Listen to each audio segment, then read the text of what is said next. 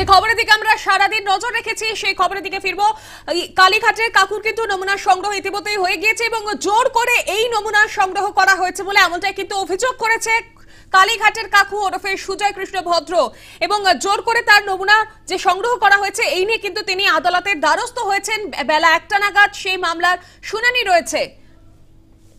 তবে এই নিয়ে যে কাকুর কণ্ঠস্বর নমুনা সংগ্রহ নিয়ে বেশ রাজনৈতিক চাপানুতরও বাড়ছে। শাসক থেকে বিরোধী যে দলগুলো রয়েছে শাসক দলকে তার ক্ষোভ উগরে দিচ্ছেন। এই নিয়ে প্রথমে শুনে নেব যে বিজেপি নেতা দিলীপ ঘোষ কি মন্তব্য করেছেন।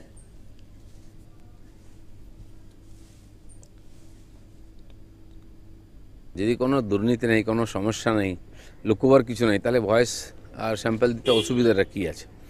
আমি আগেই বলেছিলাম যারা তদন্তে বাধা দিচ্ছেন, ইডি সিবিআইয়ের অধিকার আছে তাদেরকে তুলে নিয়ে আসার, আর তুলে আনা উচিত। শেষ পর্যন্ত সেটাই হলো, হসপিটাল থেকে তুলে আনতে হয়েছে। এরকম ছোট ছোট বাধা সৃষ্টি করে পুরো তদন্তকে আটকে দেওয়ার যে চক্রান্ত চলছে, আমার মনে হয় গায়ের জোরে সেগুলোকে বাধা পার করতে হবে। নাহলে বাংলার মানুষ যেদিকে তাকিয়ে আছেন সিবিআই ইডির দিকে, যে তারা এই দুর্নীতিকে পর্দাফাঁস করবে, তুলে ধরবে, দোষীদের সাজা দেবে, সেটা না হলে সম্ভব হবে না। আপনারা শুনলেন দিলীপ ঘোষ কি মন্তব্য করেছেন। এবার আপনাদের শোনাবো, আমরা ফোনে যোগাযোগ করেছিলাম কংগ্রেস নেতা কৌস্তব বাগচি, তিনি কি প্রতিক্রিয়া দিয়েছেন।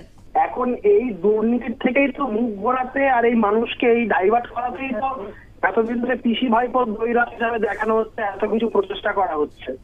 এখন যদি ইডি তাদের এই সমস্ত গুলোতে তারাও যদি এর মধ্যে ঢুকে গিয়ে সবকিছু দিয়ে ফেলে, তো আলটিমেটলি সাধারণ মানুষকে বোকা বানানোর প্রচেষ্টা ছাড়া তো কিছু বলা যায় না।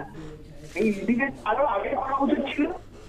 সবকিছুতে কোর্ট বলে দেওয়ার পর সবকিছু করা, বা যা অ্যাপ্লিকেন্ট করছে কোনো অর্ডারের সেই জায়গা থেকে এইগুলো খুব এই কাজ নিয়ে স্যাটিসফ্যাকশন কোনোভাবেই সাধারণ মানুষের কোনোভাবেই আসছে না।